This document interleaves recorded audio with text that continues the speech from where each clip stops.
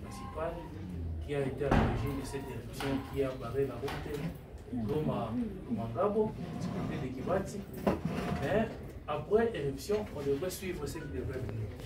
Et tout ce que nous sommes en train de récolter comme tremblement de terre, vous remarquerez qu'il y a presque un alignement de ces côtés-là.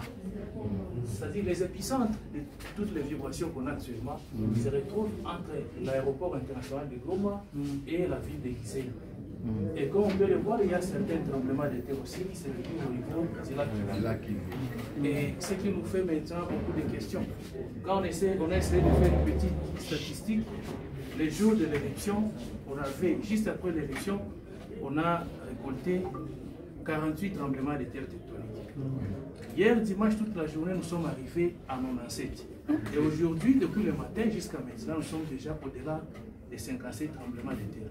On s'est dit, bon, c'est vrai, on peut avoir plusieurs tremblements de terre, mais quelle est l'information qu'il faut retenir? Les jours de l'éruption, la magnitude supérieure qu'on a récoltée, c'était 4,4. Hier dimanche, nous sommes arrivés à 4,6. Aujourd'hui, à 8h30, nous avons enregistré un tremblement de terre de magnitude 4,9. Et quelle est l'inquiétude maintenant? L'inquiétude qui est là, comme on est en train de vibrer dans la région, ces secousses vont générer certaines fissures qui étaient cachées. Et c'est ce qui circule maintenant dans les réseaux sociaux. Dont on est en train de voir, il y a une fissuration à tel endroit, à tel endroit. C'est tout à fait normal parce que la région bouge. Et comme la région bouge, bon, nous on ne peut rien changer. On ne peut que constater les conséquences de ces vibrations purement tectoniques qui se retrouvent dans la région. Parce que l'éruption a créé quoi? L'éruption a créé une instabilité dans les rifts qui étaient stables avec ce magma.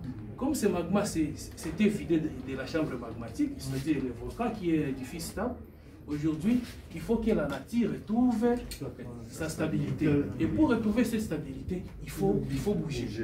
Et comme on bouge, nous on s'est dit comme sismologue, c'est vrai, on est en train de bouger, il y a des secousses parce qu'on veut retrouver la stabilité. Mais l'inquiétude, si réellement on devrait avoir cette stabilité, c'est-à-dire on devrait commencer par une haute magnitude et il y aura maintenant une décroissance. Mais c'est comme si on fait l'inverse maintenant. On fait 4, on fait 6, aujourd'hui on fait 9. Donc c'est dit en tout cas on doit faire attention. Parce que ces fissures qui commencent à s'observer maintenant, vu qu'il y a des magnitudes qui augmentent et il y a des fissures qu'on observe dans la région, s'il y a une autre poche magmatique sous la ville, peut-être que cette poche magmatique aura l'opportunité de jaillir encore en surface.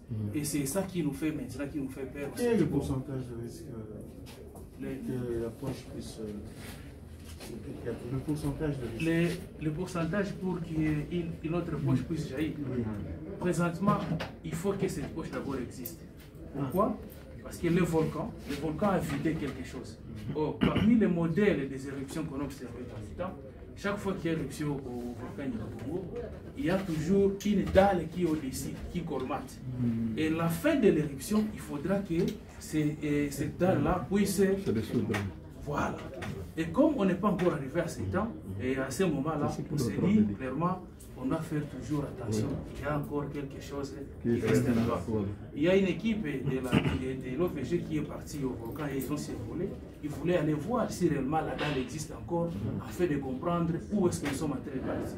Mais vu les conditions atmosphériques, l'équipe n'a pas eu l'occasion de voir qu'est-ce qui se retrouve dans les cratères. Et cela nous fait dire quoi? Cela nous donne l'idée d'avoir un peu de réserve par rapport à ce qui se passe. On ne sait pas dire le next comme il y a encore quelque chose qui nous reste à réaliser de ce côté-là. Il faut rester prudent. Il faut rester prudent. Très très belle explication. Très bien. Merci. Très bien. Très bien. Ils vont ici, ils vont vous dire pour les sécuriser. Très bien. Alors, il y a un besoin de visiter. Oui, ça.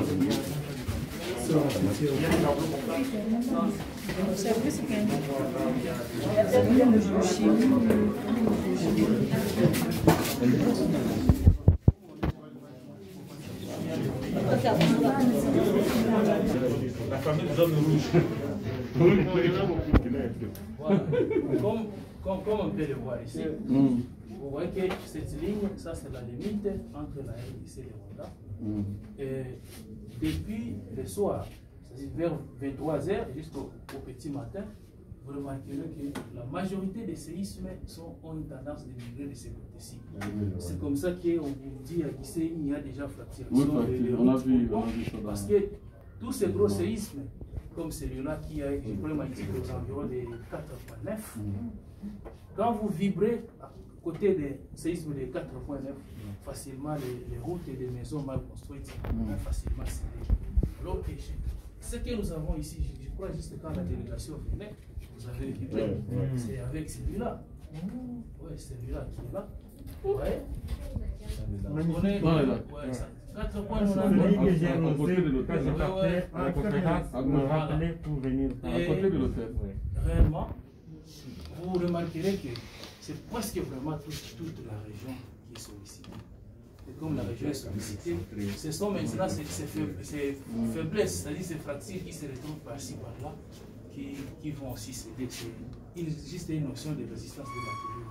C'est-à-dire vous imposez une force quelconque à un matériau et ce matériau ne va pas céder directement. Il y a d'abord un temps de résistance lorsque vous dépassez la limite et c'est à ce moment-là que ces matériaux peuvent céder.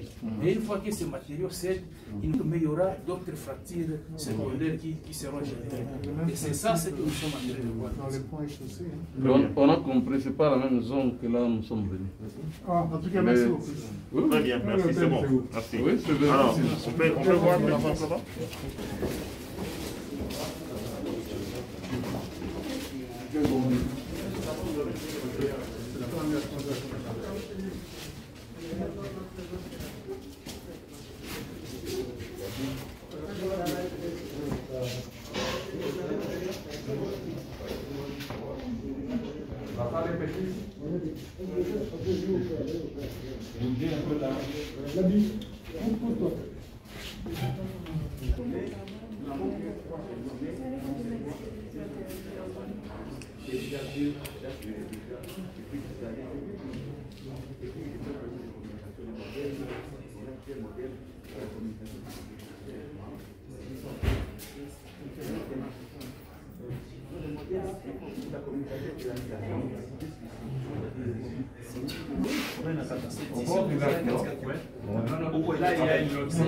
Là, c'est notre événement direct. Il n'y a aucun danger. Non, c'est pas ici, c'est je crois que c'est Ça, c'est le Rwanda. oui, ça c'est le mandat déjà. C'est là, vous êtes quelque part ici. Ce pouce-là qu'on a eu à 10h30. Là. Je crois ça c'est la ligne qui quitte Saint-Esprit, vous descendez la barrière. Je prends ligne Monisco, quelque part ici, c'est là, vous êtes quelque part là-bas. Je crois que c'est ici, là où ça tourne. Il n'y a aucun danger. Bon, vu les rifts, c'est comme c'est tous les rifts qui bougent. C'est partout, il y a danger.